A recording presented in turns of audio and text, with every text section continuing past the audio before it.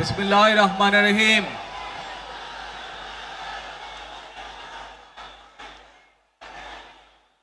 প্রিয় বাংলাদেশ,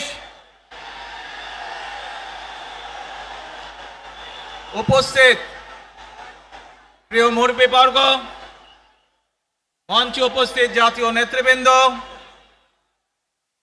আমার সামনে উপস্থিত প্রিয় ভাই ও বোনেরা এবং মিডিয়ার মাধ্যমে সমগ্র বাংলাদেশ থেকে যারা দেখছেন এই অনুষ্ঠান, প্রিয় ভাই বোনেরা, প্রিয় মা বোনেরা, আসসালামু আলাইকুম।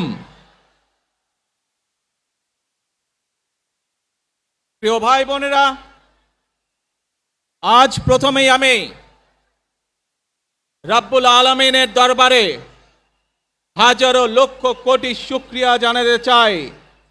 রব্বুল আলামিনের অশেষ রহমতে আজ আমি আমার প্রিয় মাতৃভূমিতে ফিরে আসতে পেরেছি আপনাদের দোয়ায়। আপনাদের মাঝে প্রিয় ভাই বোনেরা, আমাদের এই প্রিয় মাতৃভূমি 1971 সালে লাখো শহীদের রক্তের বিনিময়ে অর্জিত হয়েছিল।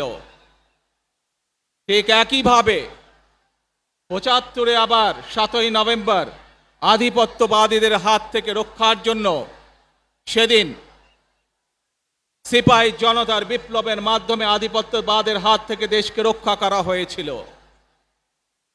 একইভাবে পরবর্তীতে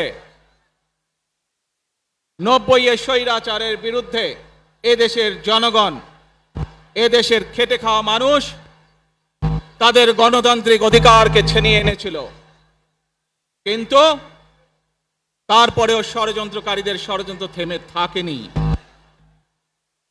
আমরা তারপর দেখেছি 2024 সালে, 71 সালে এই দেশের মানুষ যেমন স্বাধীনতা অর্জন করেছিল, 2024 সালে এদেশের ছাত্র জনতা সহ সর্বস্তরের মানুষ, কৃষক, শ্রমিক, গৃহবধূ, নারী, পুরুষ, মাদ্রাসার ছাত্র সহ দলমত নির্বিশেষে, শ্রেণী পেশা নির্বিশেষে সকল মানুষ সেদিন 2024 সালের 5ই আগস্ট এই দেশের স্বাধীনতা এবং সার্বভৌমত্বকে রক্ষা করেছিল।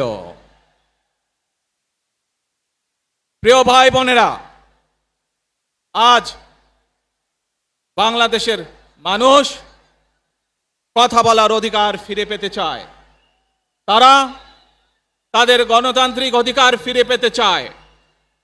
বাংলাদেশের মানুষ চায় তারা তাদের যোগ্যতা অনুযায়ী ন্যায্য অধিকার পাবে। প্রিয় ভাই বোনেরা, আজ আমাদের সময় এসেছে সকলে মিলে দেশ গড়ার।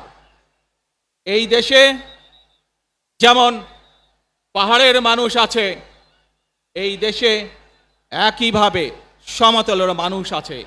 এই দেশে মুসলমান, বৌদ্ধ, খ্রিস্টান, হিন্দু সহ বিভিন্ন ধর্মের মানুষ বসবাস করে। আমরা চাই সকলে মিলে এমন একটি বাংলাদেশ গড়ে তুলব আমরা, যেই বাংলাদেশের স্বপ্ন একজন মা দেখেন, অর্থাৎ একটি নিরাপদ বাংলাদেশ আমরা গড়ে তুলতে চাই। যে বাংলাদেশে একজন নারী, একজন পুরুষ, একজন শিশু যেই হোক না কেন নিরাপদে ঘর থেকে বের হলে নিরাপদে ইনশাআল্লাহ ঘরে আবার ফিরে আসতে পারে।